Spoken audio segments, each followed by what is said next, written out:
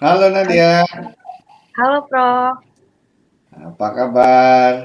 baik, Alhamdulillah Prof. Prof apa Ya, kabar nih?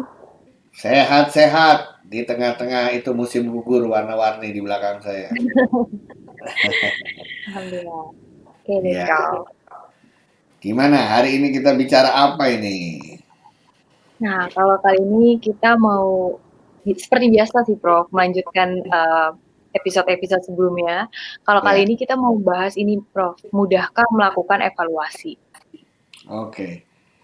Dibilang mudah ya susah, dibilang susah ya mudah. Dalam hal evaluasi online ya. Kalau Iya. offline saya nggak usah ajarin lah. Offline banyak lah cara evaluasi kan udah biasa. Nah, online ini begini. Pertama kita harus tahu dulu evaluasi yang dimaksud di sini apa ya.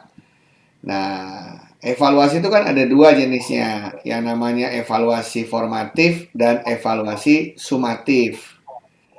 Evaluasi formatif itu dilakukan selama rangkaian proses pembelajaran itu terjadi. Jadi misalnya kita belajar sesuatu, satu mata pelajaran ketemu 10 kali gitu ya. Hmm. Nah, di tengah-tengah atau di setiap pertemuan atau beberapa kali pertemuan sekali, saya melakukan evaluasi. Itu namanya evaluasi formatif, dilakukan di tengah-tengah. Tapi ada evaluasi sumatif. Evaluasi sumatif itu dilakukan di akhir rangkaian proses belajar. Ya, kalau kita kenal istilah UAS gitu ya, ujian akhir semester. Nah, di ujung begitu. Nah, kita satu-satu nih. Ya. Jadi begini, tujuan evaluasi itu untuk memastikan sekali lagi bahwa peserta didik kita itu sudah memiliki kompetensi atau pengetahuan atau keterampilan sesuai yang sudah kita janjikan dan kita targetkan di awal awal kita mau belajar dulu. Jadi misalnya ya dulu waktu SD, SMP atau SMA ya, misalnya kita ambil satu mata pelajaran, katakanlah pelajaran sejarah kelas 2 SMA gitu ya. Nah, gurunya bilang begini, kita kan mau ketemu satu semester nih. Tujuan ibu ngajarin kamu semua adalah bahwa nanti setelah satu semester kita berinteraksi, Anda bisa menjelaskan mengenai bagaimana negara Indonesia terbentuk, gitu ya, dan bagaimana cara merawat Indonesia di kemudian hari agar bisa menjadi bangsa yang besar. Hmm. Oke, nah itu tujuannya. Lah kalau gitu nanti ngukurnya gimana? Nah, ya ukurnya sederhana aja. Di akhir proses nanti setelah satu semester, gimana mereka bisa, saya bisa tahu mereka sudah memahami apa tidak. Kan tadi ingatkan tujuannya bisa menjelaskan mengenai bagaimana bangsa Indonesia terbentuk ya. Iya. Berarti saya nanti pasti akan nanya apa? Mereka mencoba menjelaskan ke saya, betul kan?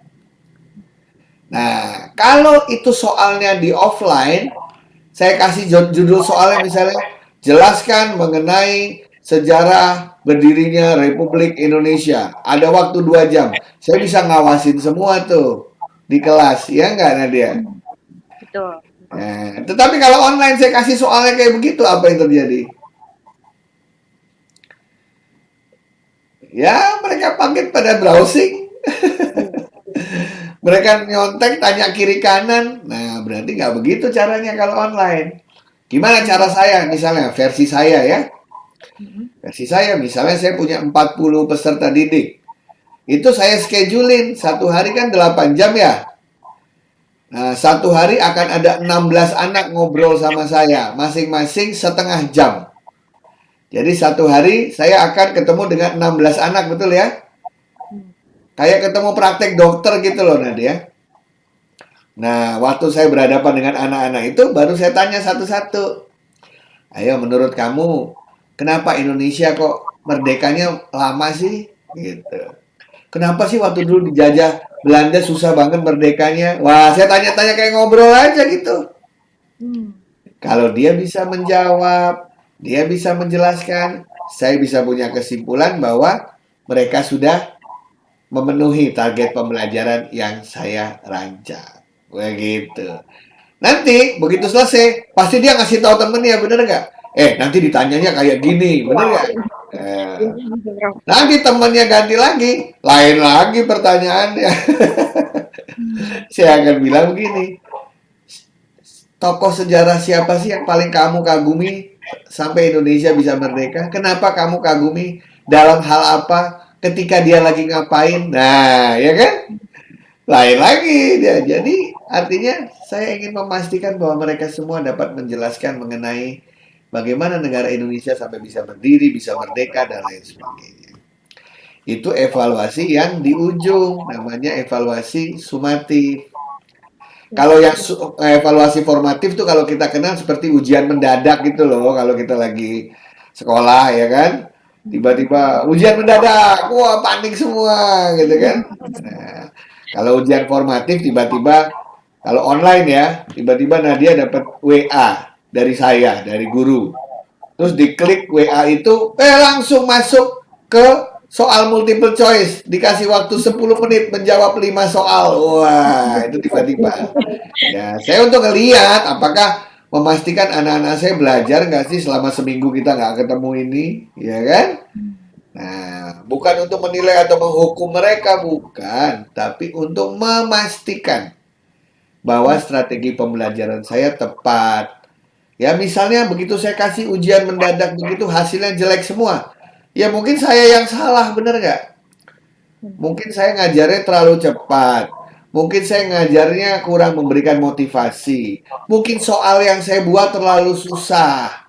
Itu namanya evaluasi formatif. Seperti itu. Guru bahasa Indonesia lain lagi. Guru bahasa Indonesia mungkinnya evaluasi dia misalnya gini, ada guru bahasa Indonesia kemarin saya belajar dari teman saya di Toraja.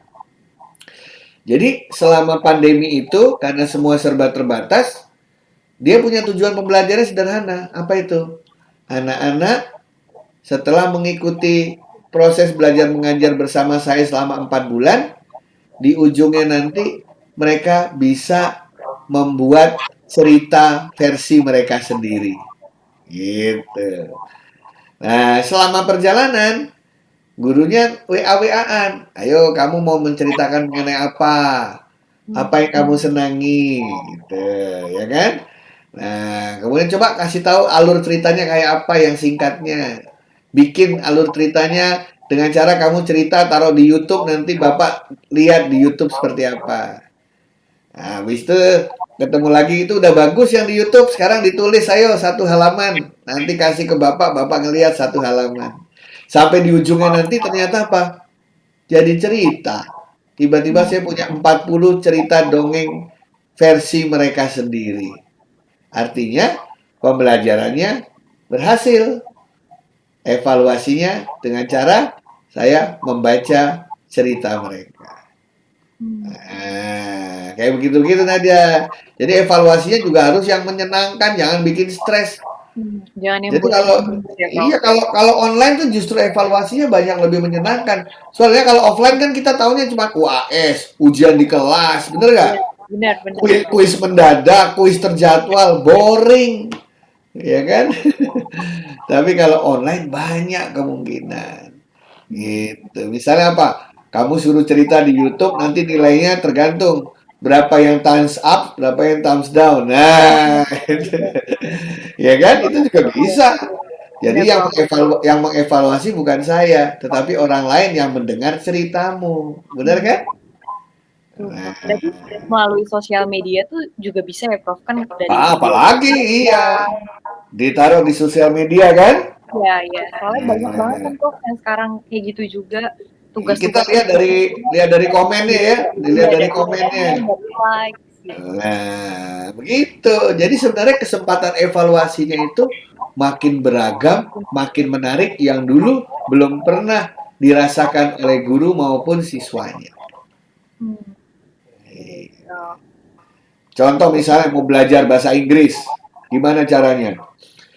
Ya udah ujiannya nanti untuk memastikan mereka lancar baca Inggris, bisa membaca bahasa Inggris, ya pura-pura aja nanti suruh jadi anchor bahasa Inggris di sebuah channel ya nggak? Iya, benar, Prof. Setiap anak-anak saya kasih bahan bacaan, mereka baca di depan kamera, naikin ke YouTube. Iya sih. Jadi Eh, caranya tuh banyak banget ya, Prof? Caranya ada 1001 cara kalau online itu. Itu istilahnya di tengah keterbatasan kita jadi kreatif ya. Iya, betul. Nah, Betul, seperti Prof. itu. Justru kalau tugasnya mungkin melalui kertas lagi atau melalui dikumpulnya, itu menjadi monoton gitu ya, Prof? Jadi monoton, betul gitu. Nah, benar sekali. Nah, jadi banyak tuh untuk belajar bahasa Inggris, bahasa Indonesia, belajar matematika, wis macam-macam deh. Belajar matematika paling gampang kan gampang.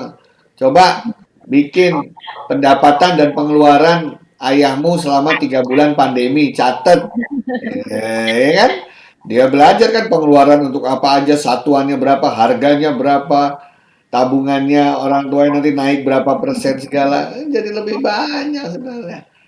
Nah, seperti itu. Jadi guru-guru harus belajar apa namanya atau dosen-dosen harus belajar yang namanya online evaluation. Hmm. Jadi melakukan evaluasi di dalam lingkungan daring atau dalam lingkungan online. Seperti Ya, itu Nadia. Ya, dan udah banyak juga platform yang mendukung ya, Prof?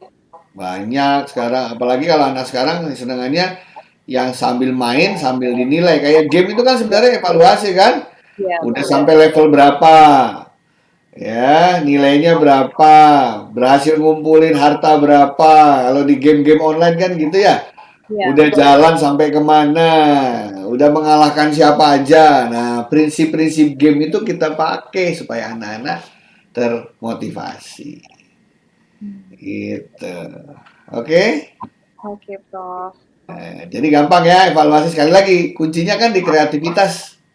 Betul. Kuncinya di inovasi. Kuncinya berani untuk membuat terobosan-terobosan. Seperti kata pepatah katanya orang tuh baru kreatif kalau terdesak. Nah sekarang kan kita lagi terdesak nih gara-gara pandemi. Maksudnya keluar tuh kreativitas itu semua. Gitu Nadia. Ya, baik, Prof. Nah, mudah-mudahan bermanfaat ya. Ya, sangat bermanfaat, Prof. Jadi, aku jadi tahu banyak sih, Prof, ini. Oke. Ya, sampai kita jumpa lain kali ya. Ya, terima kasih, Prof. Terima kasih.